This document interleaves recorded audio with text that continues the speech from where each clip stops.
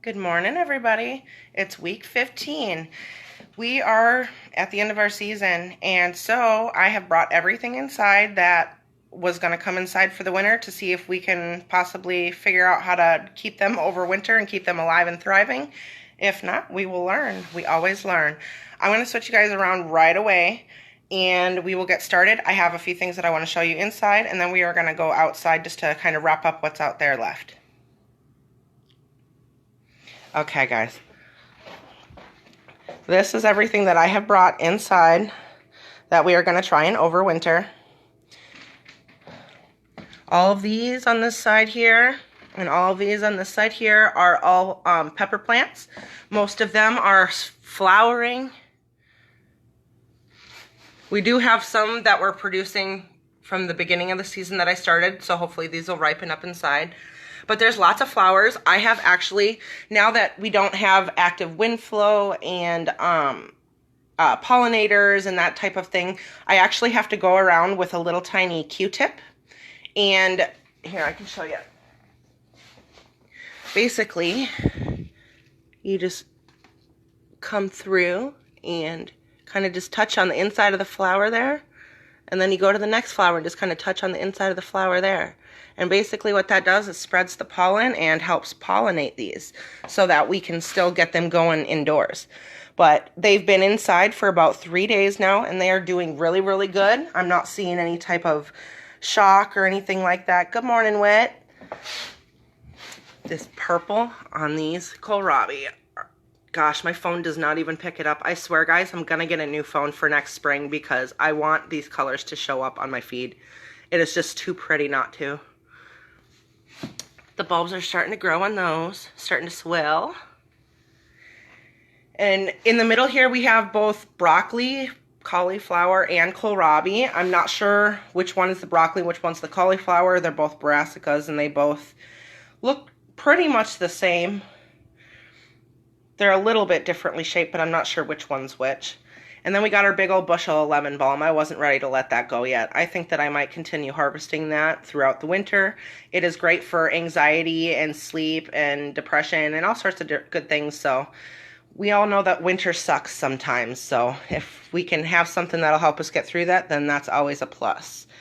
And out of my other herbs, look what I made.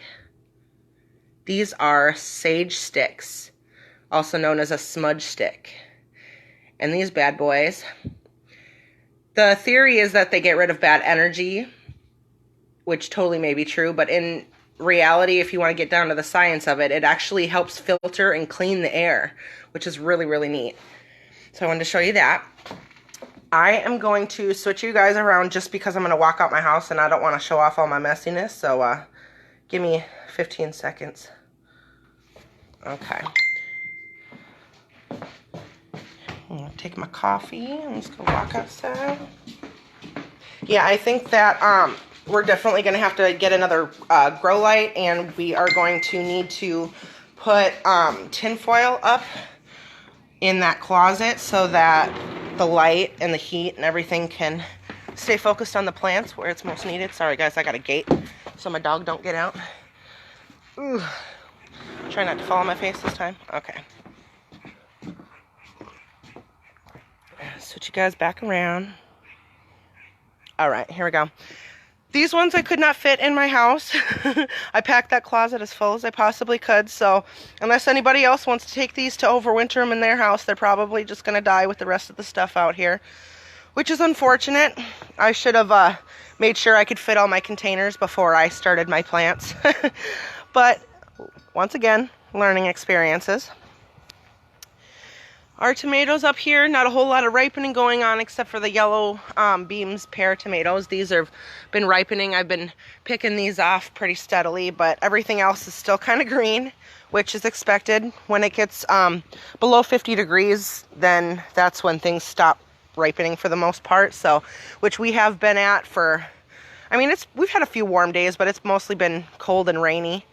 So, I'm going to try these herbs and stuff. I'm going to try to overwinter them in my entryway so that they don't die off in our freezing winters. And hopefully, I know the basil is an annual, so it will die, but the oregano and the thyme for sure will come back in the spring. as long as the roots don't die. Our raspberries are just fluxing. We're getting 2, 3, 4 big handfuls a day now. And you can see, I mean, there's just tons of bundles left on here that are yet to ripen. They're all over the place. I'm really, really happy with the production this year, finally. We've been waiting 3 years to get good sets of raspberries. Before, it was just a few here and there. But finally, we got some going.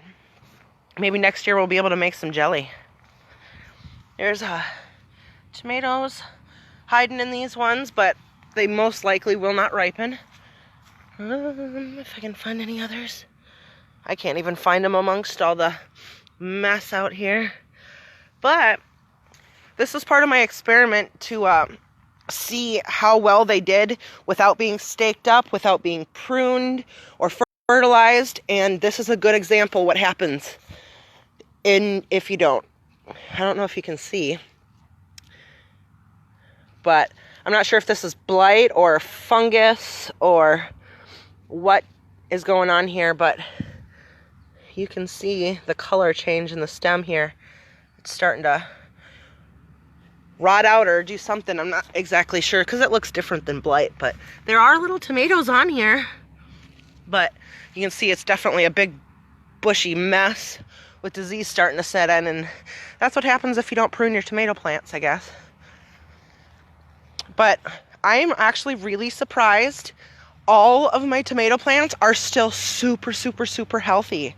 Like, I haven't had any blight, no disease, no anything whatsoever, no bugs. I've been so fortunate this year.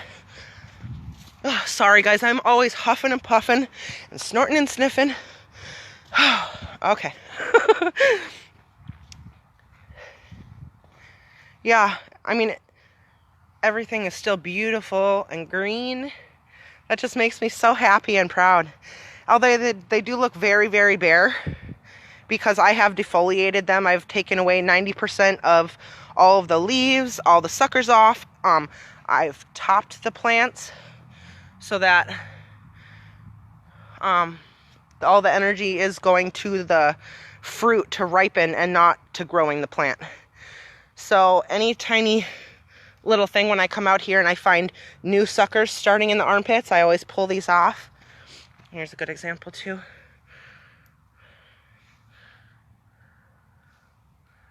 All these are the little suckers. They grow out of the armpits and they suck all the energy, literally, from the plant, which they can produce good fruit on those suckers, but we obviously don't have enough time in our year. I think maybe squirrels have got their eyes on my fruit, because the other day, looks like another one's dying off here, but the other day I came out here and there was like 3 tomatoes on the ground and there was a broken branch up here. So I think something jumped from the tree up here down into my garden to try and get some of them. But it looks like I have a tomato on the ground. So I don't know if this fell off on its own or if something knocked it down, but it doesn't look like there's any bite marks. So that's good. A nice healthy tomato. I think this is a black Krim, which I have one of these in the house that's almost ripe, and it's like a deep, deep red. It just has a little bit of green on top. So I'm kind of excited. I'm going to set this aside and I'll have to come back out and grab it. I didn't bring anything. I never bring anything. I always forget to grab a bucket or something to harvest what I can when I'm out here. That speckled Roman is just about ready to pick. Looks like, I think these are the Kellogg's Breakfast. And these ones are just starting to get a hint.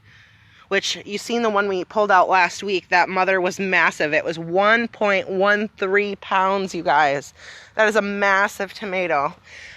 And I'm not even sure what these ones all are over here. I'm going to have to look at my paper. But there's definitely some color blushing here and here. We got some more yellow. Everything's just kind of coming along. Oh, these cucumbers, I picked everything off of them, and we're just going to rip these up because you can tell they're pretty much dead and dying. They're gone. So we're going to go ahead and rip up this whole corner and get this all cleaned up and ready. I am so excited.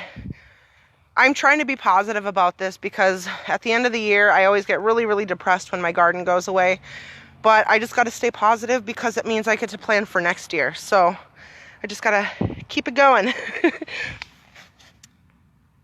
I think that's a Bulgarian carrot. I think that's one of the spicy ones. And a few of these never really got going. These plants got so stunted, guys. I'm going to do better next year, I swear. This is one of the chocolate peppers. It's a sweet pepper. And we got all these jalapenos. Those are going to be red jalapenos. And these 3 plants here that have these size peppers, these are pimento peppers. They're sweet peppers. So they're full size, so they should be getting ripe here pretty soon. We have a bunch of these that are still kind of flowering, so we probably won't get anything off of that before the frost comes. We have like a week, maybe 2, most likely before the frost comes, so we'll see where we get. But I've thought about the possibility of trying to overwinter these peppers, which you can transplant them as long as you defoliate most of it, and you can just kind of keep it alive, not producing, but keep it alive until the spring. And that way you cut like 12 weeks off your grow time if you plant those in the ground again. So I might consider doing that with a few of them just to kind of experiment. You know me. These beans, I keep saying that I'm going to pull them up, but then they just keep on producing beans and beans and beans for days. I definitely think next year I'm going to grow pole beans only and not do the bush beans. The bush beans are great, but they just take up a lot more space than obviously this trellis does that has the same amount of plants on it. You know, all this versus just that little trellis there. So, oh, this kale is so pretty. I did harvest one of these plants the other day, and it was so good. I'm not really a kale fan, but it had a sweeter taste than it did when I bought it in the store. So I wonder if that's just, you know, no pesticides or whatever on it, but it definitely had a much better flavor. Still has that kale texture though. Of course, it's a little thicker than lettuce, but these cabbage, they're so pretty. I'm kind of bummed that we're not going to get any heads off this, but it will make some delicious greens that we can make. And I think this week I'm going to go ahead and pull up the rest of these radishes. And the carrots, I'm pretty sure, are good even into the frost. So we're just going to take what we need out of this. And the ground cherries. None of them are really ripe. Maybe a few of them.